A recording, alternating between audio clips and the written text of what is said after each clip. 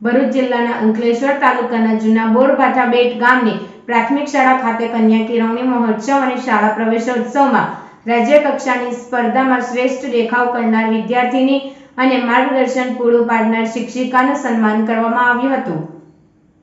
અંકલેશ્વરના જૂના બોરભાઠા બેટ ગામની પ્રાથમિક શાળા ખાતે 28 જૂનના રોજ સવારે 11 કલાકે કન્યા કેળવણી મહોત્સવ અને શાળા પ્રવેશોત્સવની ઉજવણી કરવામાં આવી હતી, જેમાં additional chief secretary to chief minister Pankaj જોશીની ઉપસ્થિતિમાં શાળામાં બાળકોને પ્રવેશ આપવામાં આવ્યો હતો,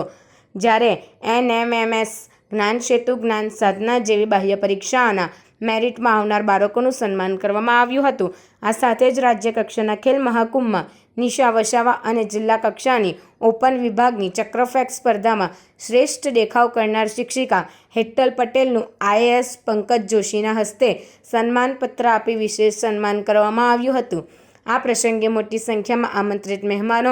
ગામના આગેવાનો અને વાલીઓ તેમજ SMCના સભ્યો સહિત શાળા પરિવાર ઉપસ્થિત રહ્યો હતો।